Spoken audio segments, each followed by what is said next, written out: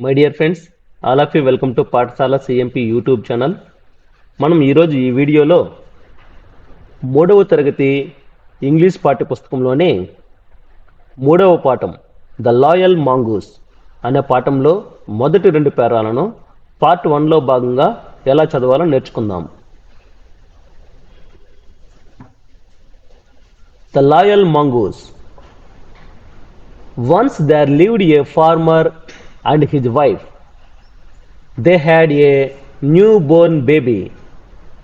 They also had a mongoose as a pet. One day, the farmer went to his field as usual. In the morning, his wife had to go out on some work. So, she left the mongoose in the house, trusting that the mongoose would take care of the baby. Meanwhile, a long snake entered the house. The snake was crawling towards the cradle. The mongoose saw the snake. It immediately attacked the snake and killed it. Okay children, నేను ఇప్పుడు చదువుతాను, నా వెనకాల మీరు కూడా చదవాలి.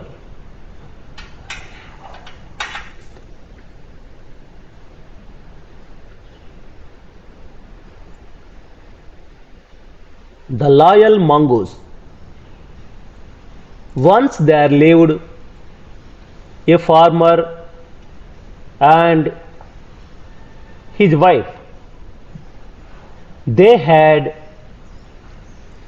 a newborn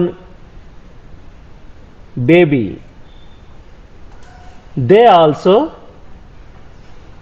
had a mongoose as a pet. One day, the farmer went to his field as usual. In the morning, his wife had to go out on some work. So, she left the mongoose in the house, trusting that the mongoose would take care of the baby. Meanwhile, a long snake entered the house. The snake was crawling towards the cradle. The mongoose saw the snake. It immediately attacked the snake and killed it. Okay friends, మనం ఇప్పుడు ఇందులో ఉండే difficult వర్డ్స్ని, అంటే కొత్త పదాలను అర్థాలు తెలుసుకుంటూ ఒకసారి చదువుదాం. The loyal mongoose. లాయల్ అంటే నమ్మకమైన, నిజాయితీ కలిగిన, నమ్మకమైన అనే అర్థాలు వస్తాయి. ఇంకా మాంగూస్ అంటే ముంగిస, అంటే మన పల్లెల్లో ఎంటవాని కూడా అంటూ ఉంటారు దీన్ని. సో మాంగూస్ అంటే ముంగిస అనే అర్థం. Once there lived a farmer and his wife. Once అంటే ఒకప్పుడు, ఒకానొకప్పుడు. మనం కథలు చెప్పేటప్పుడు ఒకానొకప్పుడు అని తెలుగులో చెప్తుంటాం కదా, దానినే ఇంగ్లీష్లో వన్స్ అంటారు.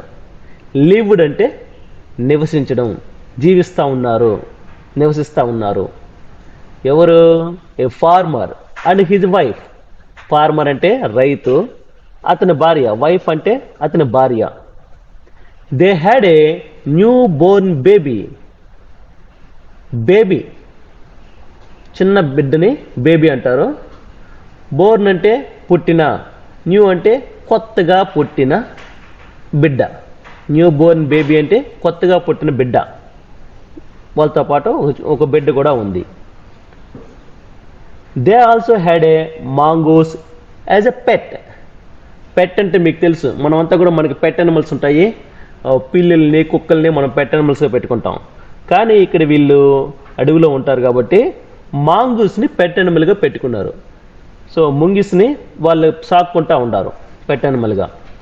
One day the farmer went to his field as usual in the morning. పొద్దున్న లేస్తానే ఎక్కడికి పోతారు ఫార్మర్లు? ఫీల్డ్ అంటే పొలానికి వెళ్తారు. ఇక్కడ ఫీల్డ్ అంటే పొలము అనేసి అర్థం. యాజ్ యూజువల్ అంటే సాధారణంగా, మామూలుగా, రోజు చేసే పని అనేసి అర్థం. రోజు చేసినట్లే అనేసి అర్థం వస్తుంది. రోజు చేసినట్లే మార్నింగ్ లేస్తానే, పొద్దున్న లేస్తానే ఫీల్డ్కి వెళ్ళాడు, పొలానికి వెళ్ళాడు. His wife had to go out. Go out అంటే బయట వెళ్ళాల్సి వచ్చింది. ఆన్ సమ్ వర్క్, ఒక పని మీద ఖచ్చితంగా బయట వెళ్ళాల్సి వచ్చింది. So she left the mongoose. Left అంటే వదిలిపెట్టింది. ఎవరిని? మాంగూస్ని. ఇన్ ద హౌస్, ఇంట్లో వదిలిపెట్టింది. ఎందుకంటే trusting that the mongoose would take care of the baby. Trusting అంటే కూడా నమ్మకం అనేసి వస్తుంది.